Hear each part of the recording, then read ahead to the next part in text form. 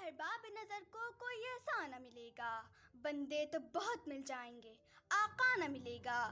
تاریخ اگر ڈھونڈے گی ثانی محمد، ثانی تو بڑی چیز ہے سایہ نہ ملے گا، ثانی تو بڑی چیز ہے سایہ نہ ملے گا۔ حضرت محمد صلی اللہ علیہ وآلہ وسلم کی تشریف آوری انعام الہی ہے۔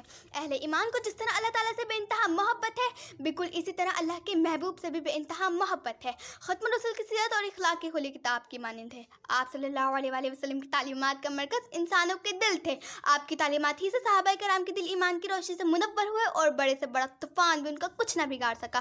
آپ مبلغ بھی تھے اور داعی بھی، نصیر بھی تھے اور نذیر بھی، سپہ سالار بھی تھے اور فاتح بھی، دنیا کو سنوارنے والے بھی اور آخرت کو بنانے والے بھی۔ آپ محمد بھی، آپ احمد بھی، غرض لاوجہ کائنات بھی اور پیغمبر اخلاق بھی۔ یہ پیغمبر اولا ہی تھے کہ آپ کے جانی دشمن بھی آپ کے جانی ساتھی بن گئے اور دیکھتے ہی دیکھتے عالم نور توحید و رسالت سے جگمگانے لگا۔ یہ پیغمبر انقلاب کے اخلاق ہی تھے کہ وہ فاتح بھی بنے اور حکمران بھی۔ دنیا عالم میں آپ ہی وہ عظیم الشان انسان ہے کہ جس سے زیادہ اللہ نے کسی اور کی تعریف نہیں کی، جس کے چہرے کی قسم قرآن نے کھائی، جس کے چہرے کو وہ دعا کہا گیا، جس کے زلفوں کو وہ لیل کہا گیا، جس کے سینے کو لم نشہ کہا گیا، جس کی چادر کو یا ایھا المدثر کہا گیا، جس کے کمبل کو یا ایھا المزمل کہا گیا، جس کی تعریف میں اللہ تعالیٰ نے ورفعنا لک ذکرک کہا، اور کیا کہنا اس وجود کے کہ جس کو رحمت للعالمین کہا گیا۔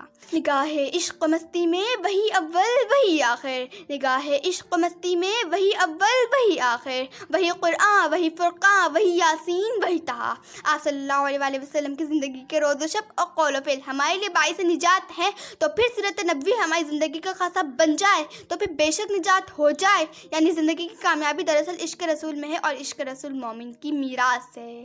صورت وہ بنائی کہ ایک نور مجسم، صورت وہ بنائی کہ ایک نور مجسم، سیرت کی گواہی میں تو یہ قرآن بھی ہے، آیت الہی ہے اس بات پہ شاہد، اس جیسا یہاں کوئی نہیں، کوئی نہیں ہے، اس جیسا یہاں کوئی نہیں، کوئی نہیں۔ شکریہ۔